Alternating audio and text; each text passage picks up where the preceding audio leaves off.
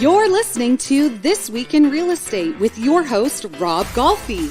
Brought to you by the Golfi Team at RE/MAX Escarpment, featuring Conrad Zarini, broker-owner of RE/MAX Escarpment Realty Inc., and Brian Hogbin, owner of Mission 35 Mortgages. Let's hear what's going on in real estate this week.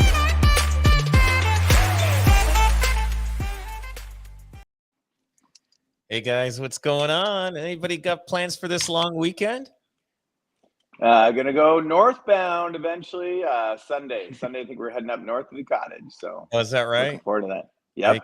Hey, yes, what about Connor? What are you doing? You're flying someplace, aren't you? No, staycation. No, I've got a big travel plans in the next 2 weeks. So 2 weeks I do. So yeah. So no, I'm here. I'm grounded. How about you, Rob? What's going on? I'm hanging out at Shirkston. I got the RV parked out there, and it's cool. So I switched it up yesterday from and I went there and I cranked up the air conditioning, and Jeff and his family was there, and I don't think he knew how to work the air conditioning. They froze their asses off last night.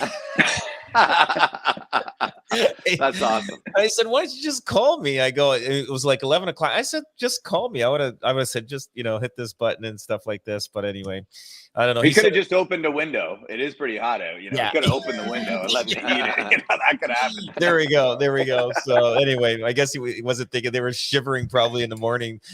Watch they all have colds now. Oh well, what's going on? So hey, that was a great party at your place last week, buddy. Oh yeah. Thanks. It was fun, and you know what? We were very respectable this time. We've grown up a little bit since the last time we did it. We had the DJ come off the rooftop at 10 o'clock, so that was good to comply with bylaw standards. So that was very, very good. So is it 10 o'clock or 11 o'clock bylaw standards? I thought it was 10. Is it 11? It's 11, I think. I thought it was 11. Yeah.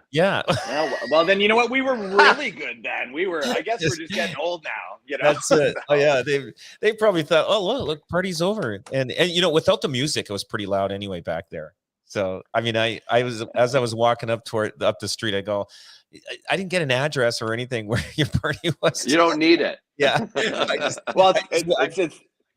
It's a loud game of Marco Polo going on in the backyard there. That's Polo it. in the pool, That's it. That's it. So question here. Okay, Doug Ford puts his house up for sale at $3.2 million.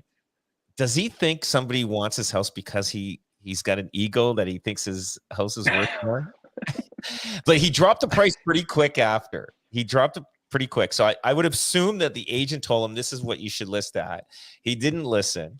He puts it at $3.2 million, and I'm just wondering if he thinks like he's got that celebrity cachet status. Let's put it at $3.2 million, and maybe somebody wants to live in Doug Ford's house. I don't know. And then he does a cancel and relist that just higher than 2.8 million, which is a lot of agents do that just to keep the listing fresh. We understand that. And so I don't know, it's like this guy here, like that $400,000 drop, like that's not just, no 100,000 or 200. Like this is a $400,000 drop. That's 10%. It's over 10% of the price. Yeah, right? I was surprised. I mean, he's probably still overpriced. Now he's chasing the market down. So we'll find out. Yeah. It's going to end up selling at 1.5 million in 2 months. He's gonna be that typical seller. I think less people want to live in his house. How many people have gone there for protests and things for like sure. That? I think it's probably the opposite direction. Yeah, no kidding. Somebody's gonna knock somebody off there, and they're thinking it's Doug Ford. It's got a stigma. You don't want that house. He's got to the realtor's got to disclose. Yeah, exactly. You know what? You're right about that. Some people are going after it. So like a lot of people don't read the news that somebody's moved and he wants somebody's scouting out. Well, he's got people with machetes and knives hanging out there. So or was that his brother? Was that his brother or him too? No, I think it's his brother's friends. Okay, yeah. Okay.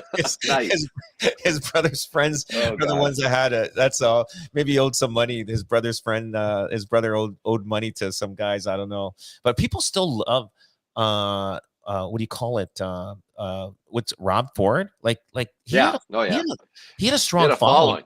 Yeah. Now, obviously his brother Doug picked up on just because of that, I would assume. I mean, it's just, and apparently he does return all phone calls if people call him. I don't know, like how many calls he makes. So, but what I really, it's true. And I'll tell you, I've been to fundraisers, and his top aide gets your card.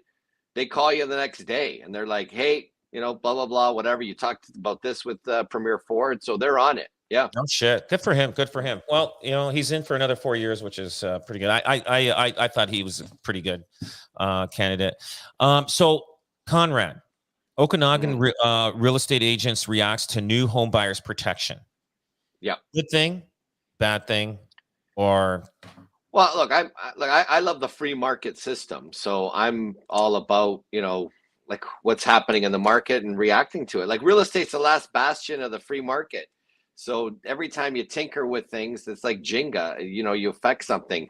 It's going to be interesting to see, people will pay that fee if they don't go through with the deal. Like, I don't know, that'll be an interesting one. Who's going to collect it and all that business? So what I want to tell people is on Thursday, the BC government announced a mandatory 3-day protection period to give home buyers an opportunity to take important steps prior to the big purchase. So home buyers in BC will soon become the first in the country to have legal protection against taking on too much risk. So basically, they got a 3-day period they can walk away from the deal. And this is just for a cash offer, though, right? Like if it's a cash, because you still have a conditional offer you can put in there, but this is just if someone does a cash. Is that right? I would assume like the 3-day period doesn't mean you can go in there and do a home inspection. If you don't have a home inspection clause, you don't get the home inspection. Is that right? It's like the base. It's like buying a new condo, right? Like you have that 10-day cooling off period. Right. It's mandated that they have it's really a cooling off period, really, at the end of the day. So then you can't do a home inspection in that 3-day period, is what they're saying? Unless you have a home inspection clause in there. So if you're in competition with 10 buyers and you're the highest bid and they accept it and it's because it's a cash deal.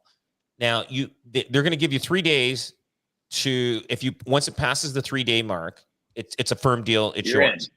But you have 3 days that you can say, no, I changed my mind. I think I overpaid for it. But people are going to use those 3 days for renegotiations.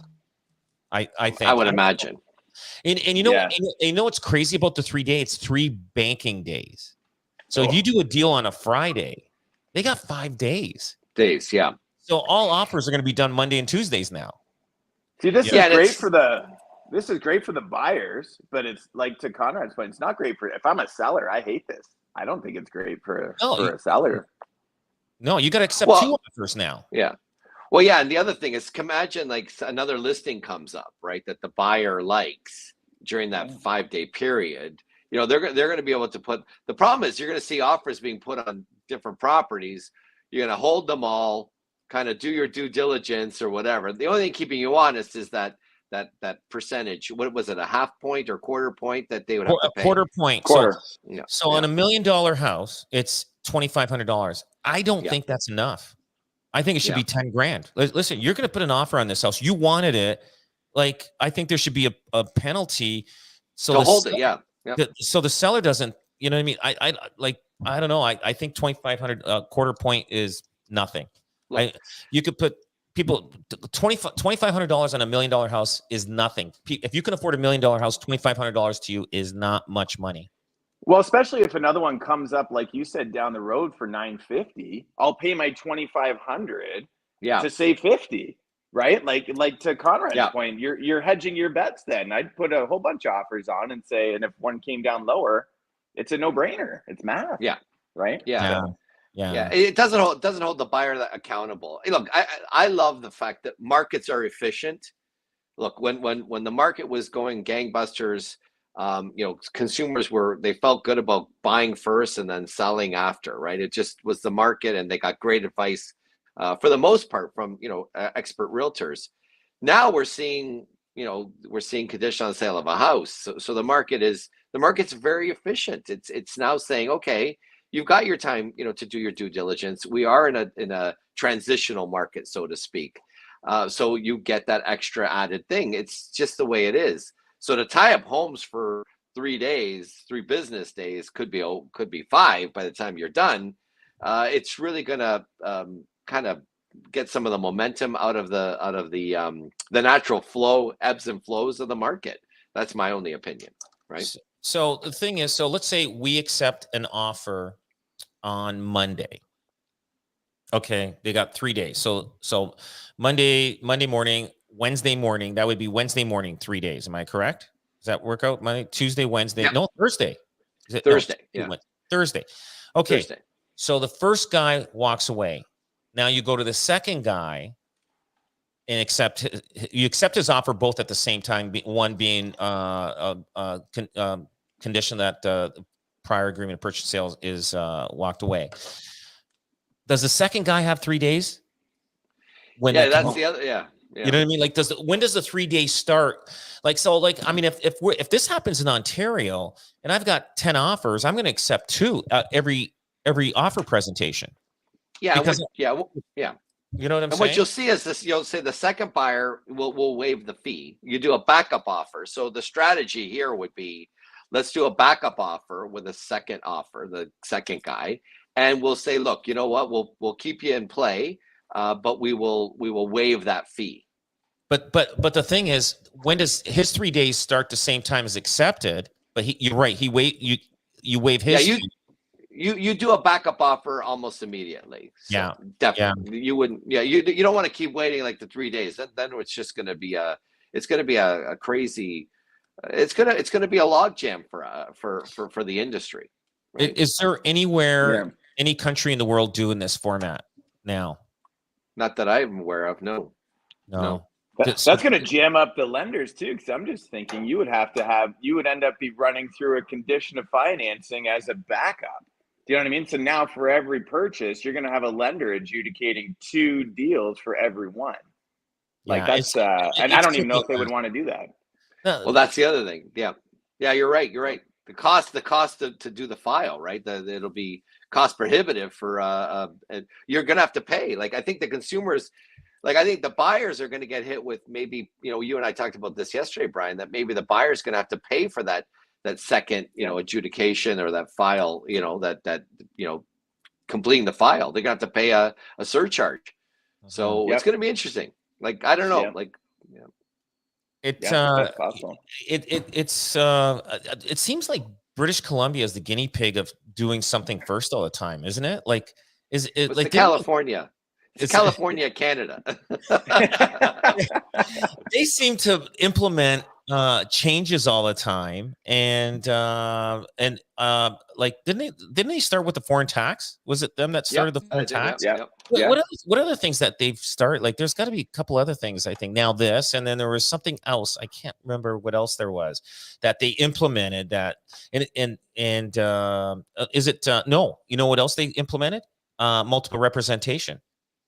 Oh, yes, you're right. Yeah. Isn't it? So they got, the listing agent can't sell. He can have his own buyer on his own listing, Yeah. So I think that I'm not sure how that's worked out. If there's any blowback, how realtors are reacting out there with any of this, but I think it's going to cause a lot of problems, especially this program. But I get it. I understand it. So, Yeah. Well, and that's, it's funny because you mentioned that they've done so many things. The only thing that anybody else adopted was the foreign buyer tax. And I'll tell you, out east, there's some provinces out east that are getting rid of the foreign buyer tax.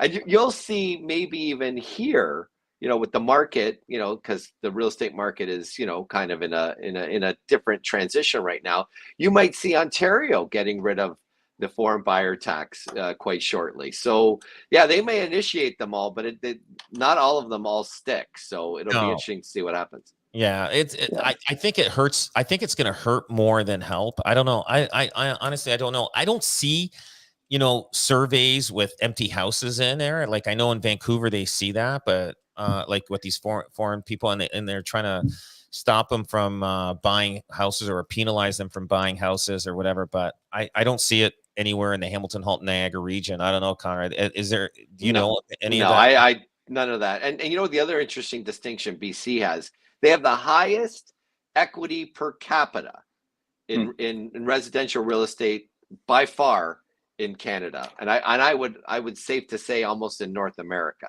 Wow. So there is a ton of cash buyers. So if there's something like 27% of Canadians that don't have a mortgage, they're probably closer to like 40 or 43%. It is actually closer to 40. I bet you BC's higher, because I was looking at an article today. I think it's almost 45% of Canadians are mortgage free. So BC would probably be closer to 60. Wow. Is it that high? 45%? Yeah, that's wow.